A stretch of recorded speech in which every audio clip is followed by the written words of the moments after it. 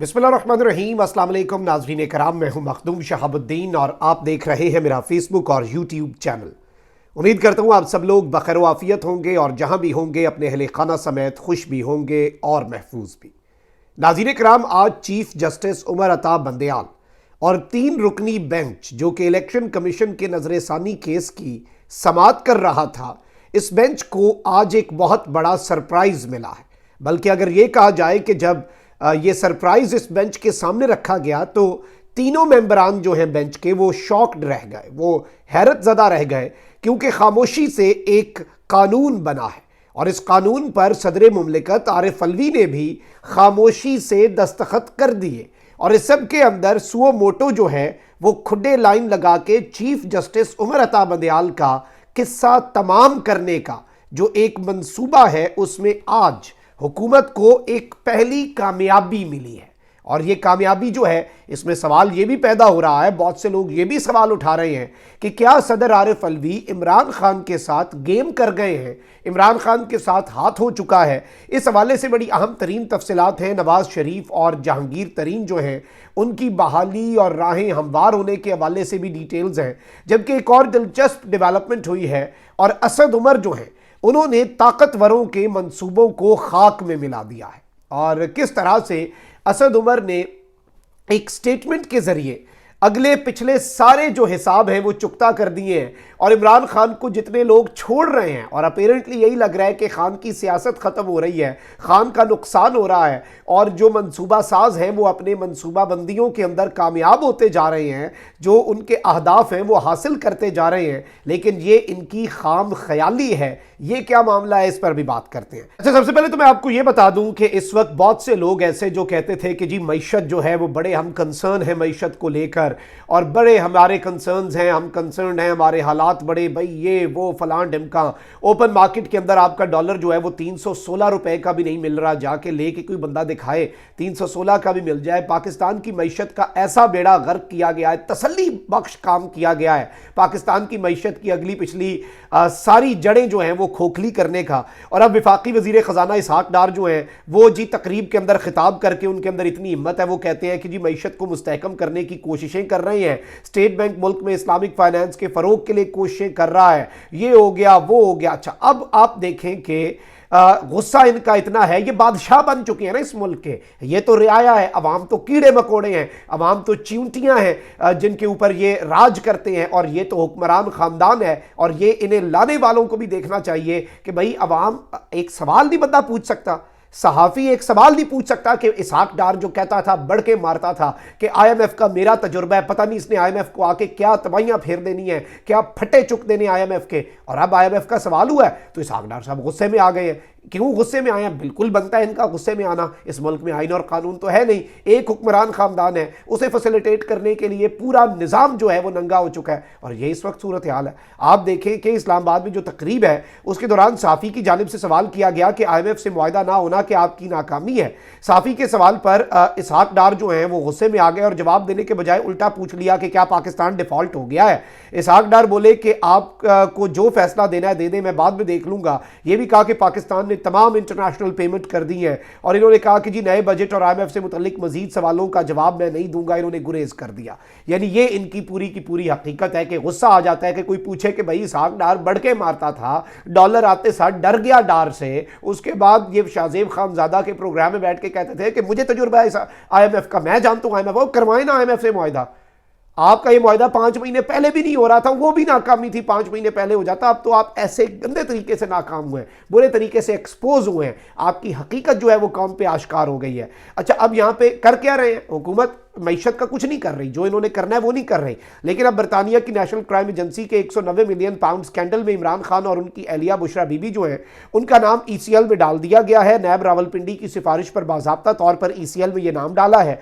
और विफाकी काबीना का इजलास तो नहीं हुआ, इसलिए सर्कुलेशन समरी जो होती है उसके जरिए इमरान खान का नाम ECL में डालने की मंजूरी ली गई है। और इस हवाले से नैब ने वजारत दाखिला को खत लिखा और ये सारी की सारी चीजें हुई।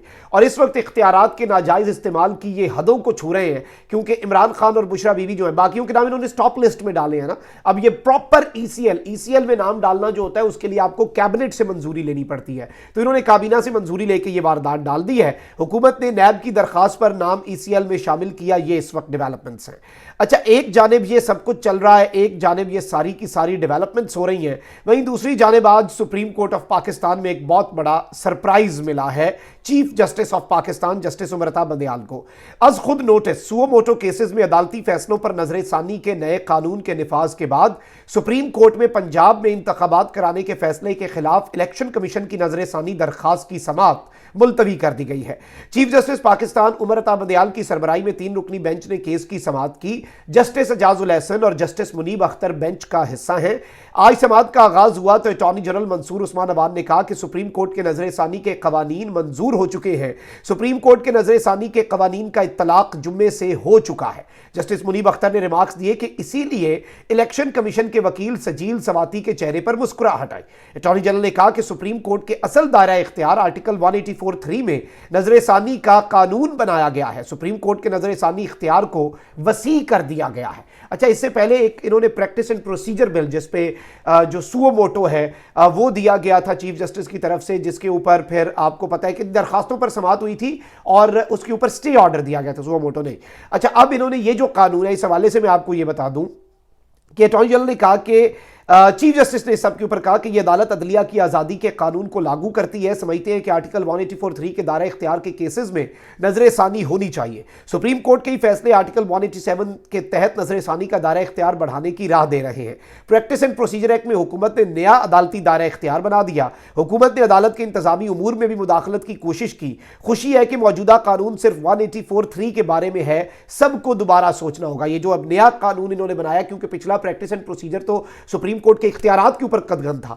चीफ जस्टिस ने कहा कि जज की जानिबदारी का मामला भी उठाया गया। क्यूरेटिव रिव्यू का जो मामला आपने उठाया उसको भी देख रहे हैं दूसरी जानिब से कौन आया। और अटॉर्नी जनरल ने बताया कि बैरिस्टर अली जफर आज नजर नहीं आ रहे। इस पर चीफ जस्टिस ने कहा कि क्या आपने अली जफर को कुछ बुरा कहा है? अटॉर्नी जनरल ने जवाब दिया कि मैंने तो अली जफर साहब को कुछ नहीं कहा, और ये सारी की सारी चीजें। अच्छा, अब मैं आपको ये बता दूं कि चीफ जस्टिस ऑफ पाकिस्तान ने कहा कि इस केस को फिलहाल मुलतवी कर रहे हैं। तहरीक इंसाफ को भी कानून साजी का इल्म हो जाएगा कि क्या कानून साजी हुई है। तहरीक इंसाफ को इसका इल्म नहीं था, अलबत्ता सदर मुमलिकत डॉक्टर आरिफ अलवी ने इस कानून साजी पर दस्तखत भी किए हैं। जुमेरात को जुडिशल कमीशन वाला केस मुकर्रर है। अटॉर्नी जनरल उस बारे में भी हुकूमत से हिदायत ले ले। आपने ऑडियो लीक्स कमीशन केस में हमारा हुक्मनामा पढ़ा होगा। जहन में रखें कि अदालत ने कमीशन का लदम करार नहीं दिया। अदालत ने अदलिया की आजादी का तहफ़्फ़ुज़ करना है। चीफ जस्टिस ने कहा कि खुफिया मुलाकातों से मामलात नहीं चल सकते। यह तारीखी एक्सीडेंट है कि चीफ जस्टिस सिर्फ एक ही होता है। हमने मेमो गेट, एबटाबाद कमीशन और शहजाद सलीम कत्ल के केसेस का नोटिफिकेशन दिखाया। तमाम जुडिशल कमीशन चीफ जस्टिस की मर्जी से तश्कील दिए जाते हैं। किसी चीज पर तहकीकात करानी है तो बाकायदा तरीका कार से आना होगा। अदालत ने केस को गैर मुअय्यना मुद्दत तक इस केस की समाअत को मुलतवी कर दिया है। और इस सब के अंदर अब जो चीजें हैं वो क्या हैं, यहां पर मैं आपको ये बता दूं कि कहा यह जा रहा है कि जी सदर मुमलिकत ने 2 दिन पहले इसके ऊपर दस्तखत कर दी। वो ज्यादा देर इसे रख सकते थे, वापस भेज सकते थे, इस कानून के ऊपर सुप्रीम कोर्ट ऑफ पाकिस्तान से राय तलब कर सकते थे। ये सारे ऑप्शंस थे। लेकिन इस सब के अंदर अब जो डिफेंड करने वाले हैं वो तो ये कह रहे हैं कि सदर पाकिस्तान आइन के आर्टिकल 184(3) के तहत के खिलाफ अपील का हक देने के कानून को अगर असेंट ना भी करते तो वो कानून बन जाता। लेकिन इस सब के अंदर अब ये कहा जा रहा है कि जी इस कानून का नवाज शरीफ और जहांगीर तरीन, क्योंकि बहुत से लोगों का ये ख्याल है कि इस कानून से नवाज शरीफ और जहांगीर तरीन की ताहयात नाअहली जो है उसके ऊपर रिव्यू मिल जाएगा। लेकिन इसका कोई फायदा नहीं होगा कि सुप्रीम कोर्ट के हुक्म का चैलेंज करने की मियाद 60 दिन पहले बहुत पहले गुजर चुकी है। लेकिन मैं आपको यहां पर यह बता दूं कि इस सारी की सारी सूरत हाल के अंदर इस कानून के जरिए सिर्फ और सिर्फ पंजाब इलेक्शन के फैसले को चैलेंज करना मकसूद है। अल्टीमेट गोल जो है वो सिर्फ यही है। सुप्रीम कोर्ट के review of judgments and order act, इससे पहले supreme court practice and procedure act था, लेकिन अब जो ये अचानक और सुप्रीम कोर्ट में भी सरप्राइज दिया गया कि ये कानून बन चुका है और अब इस कानून के ये जजेस भी ताबे हैं। Supreme court review of judgment and order act 2023 के इत्तलाक के बाद सुप्रीम कोर्ट का पंजाब इंतखाबात के खिलाफ केस सुनने वाला 3 रुकनी बेंच अब समाअत नहीं कर सकेगा। नए कानून के मुताबिक 184(3) की मरकजी अपील का फैसला देने वाले बेंच से बड़ा बेंच नजर सानी अपील करेगा। अब यानी आप अंदाजा करें कि अब होगा क्या इस नए कानून के मुताबिक। एक तो ये जो 3 रुकनी बेंच है, सेम बेंच ये रिव्यू नहीं सुन सकेगा। सेम बेंच ये रिव्यू नहीं सुन सकेगा, नया बेंच बनाना पड़ेगा। मौजूदा 3 रुकनी बेंच से बड़ा बेंच होगा तो ही रिव्यू होगा इस नए कानून के मुताबिक। तो ये एक जारी बात है कि बहुत बड़ी डेवलपमेंट है, बड़ी अहम तरीन डेवलपमेंट है, और इसके अंदर इसे जितना ज़्यादा मैं समझता हूँ कि इम्पॉर्टेंट समझा जाए, मैं ये ज़ाती तौर पे मेरी राय है कि ये उतनी इंपॉर्टेंट है, क्योंकि इससे बहुत कुछ वाजे हो रहा है, इससे बहुत कुछ क्लियर हो रहा है कि हमारे मुल्क के अंदर किस तरह से चीज़ें चल रही हैं। सदर मुमलिकत डॉक्टर आरिफ अलवी साहब ने भी इसके ऊपर, और जारी बात है कि यहाँ पर अब किस तरह से चीज़ें आगे बढ़ सकती हैं। अब ना तो तौहीन अदालत की कार्रवाई, क्योंकि तौहीन अदालत है 14 मई को इलेक्शन के फैसले पर, उसमें नजरसानी का केस था, ये केस उखाड़ते उसके बाद तौहीन अदालत चलती, मामला सारे का सारा खटाई में पड़ के चीफ जस्टिस और सुप्रीम कोर्ट के इस फैसले को ही रिव्यू में वापस करा के अल्लाह अल्लाह खैर सल्ला, बस जी रात गई बात गई कि मिसदाक ये मामला जो है ये हल अब उस तरफ को जा रहा है। और वो जो चीज़ थी कि जी 14 मई को क्या कुछ हुआ, किस तरह से इलेक्शंस नहीं हुए, किसने ये इंश्योर नहीं किया, तो ये सारी चीज़ें। अच्छा, अब जरा आ जाते हैं दूसरी खबर पे। असद उमर साहब जो है उनके वाले से कल मैंने आपके सामने खबर रखी थी कि बहुत से लोगों ने पार्टी छोड़ने के बाद भी खान साहब से रब्ता किया, लेकिन असद उमर साहब ने नहीं किया। लेकिन आज असद उमर साहब ने एक ऐसी स्टेटमेंट दे दी है कि अगले पिछले सारे हिसाब क्लियर कर दिए हैं।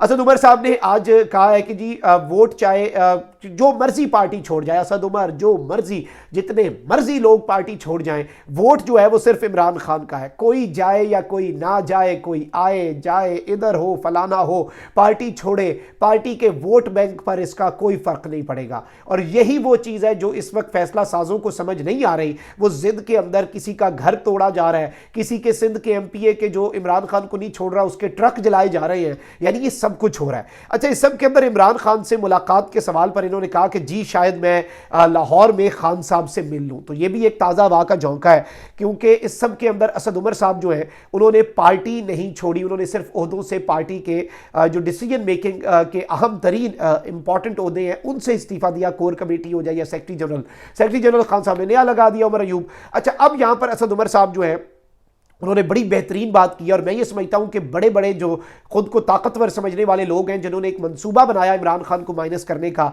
इस एक बयान ने, इससे पहले जिस तरह से लोग छोड़ रहे हैं ना रो के प्रेशर में, उसने वो ऑप्टिक्स ने लोगों की नज़रों के अंदर इस मंसूबे को नाकाम बनाया। और अब असद उमर साहब का ये जो स्टेटमेंट है ये इस मंसूबे को नाकाम बनाएगा इमरान खान को माइनस करने का। अपना बहुत ख्याल रखें। अल्लाह निगहबान। पाकिस्तान जिंदाबाद।